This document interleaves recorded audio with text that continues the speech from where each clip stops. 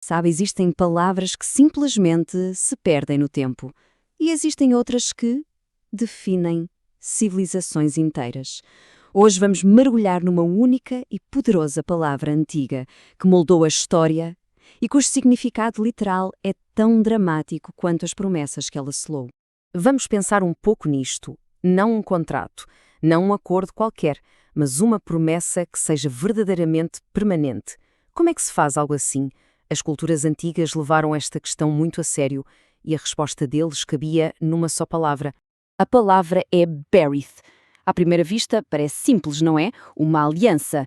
Mas quando começamos a cavar um pouco mais fundo nas suas raízes, descobrimos que não se trata de apertos de mão ou de assinar um papel.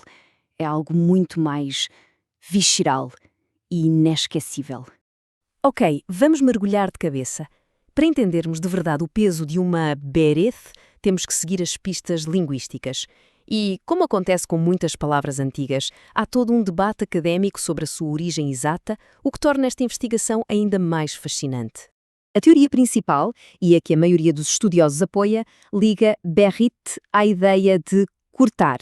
Isso mesmo, cortar. E isso aponta diretamente para rituais muito antigos do Próximo Oriente, onde os tratados eram selados através do corte de animais. Existem outras teorias, claro, como ligações a refeições cerimoniais ou a uma palavra acádia para vínculo, mas a evidência para cortar é especialmente forte e muito revelador. E isto aqui ilustra o ponto de uma forma brilhante. A própria língua hebraica preserva a memória do ritual. A expressão não é fazer um pacto, mas sim cortar um pacto. Esta escolha de palavras não é um acaso, é uma pista gigante que aponta diretamente para a natureza gráfica e super solene do ato original. E aqui temos um vislumbre bem vívido desse ritual. Textos como este, de Jeremias, descrevem a prática de passar por entre as partes de um animal cortado. A implicação era assustadora, mas muito clara. Que o mesmo me aconteça se eu quebrar esta promessa. Era um juramento selado com uma imagem de autodestruição, o que tornava o compromisso inquebrável. Então, para vermos como tudo isto funcionava na prática, vamos analisar o exemplo mais famoso de uma Berith, a aliança fundamental entre Deus e Abraão, registada no livro do Gênesis.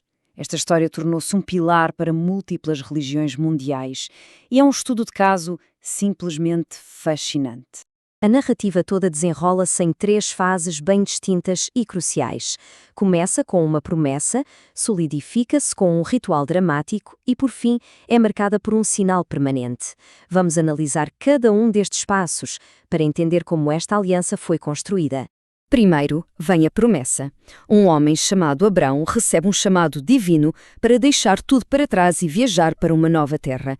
Em troca, são-lhe prometidas 3 coisas que iriam mudar o curso da história. Uma terra, descendentes incontáveis que se tornariam uma grande nação e que, através dele, o mundo inteiro seria abençoado. Mas os anos passam e Abrão ainda não tem herdeiros. Então ele questiona, como seria de esperar, como é que ele pode ter a certeza de que esta promessa extraordinária se vai concretizar. E é esta dúvida, uma dúvida super-humana e compreensível, que prepara o cenário para a confirmação da aliança, o ritual de cortar a Berith. Então, o ponto crucial é que o ritual espelha exatamente a origem da palavra. Abrão corta os animais ao meio, e enquanto ele está num sono profundo, um símbolo da presença divina, um fogareiro a fumegar e uma tocha de fogo, passa entre as partes. E aqui vem uma reviravolta notável. É a própria divindade que se vincula ao juramento, assumindo a maldição se a promessa não for cumprida. Isto demonstra um compromisso incondicional.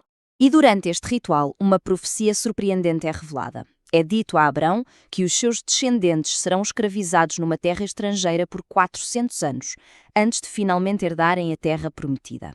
Uma promessa de longuíssimo prazo, com dificuldades e libertação já incorporadas no próprio pacto, mostrando que o caminho para o seu cumprimento não seria fácil. Vamos agora ao passo final e ver como este pacto se torna permanente. A aliança é formalizada ainda mais, marcada não só por um ritual, mas por mudanças de identidade duradouras e um sinal físico que seria transmitido através das gerações, tornando a promessa visível e tangível. As suas próprias identidades são transformadas. O nome de Abrão, que significa pai exaltado, é mudado para Abrão, pai de muitas nações. O nome da sua esposa, Sarai, minha princesa, torna-se Sara, significando simplesmente princesa, indicando um estatuto real para todas as nações. Os nomes refletem o alcance expandido da promessa, mostrando que a aliança não era apenas para eles, mas para o mundo. E por fim, é estabelecido um sinal físico e permanente, a circuncisão, conhecida em hebraico como Brit Milá. Repararam? Brit é literalmente a aliança da circuncisão.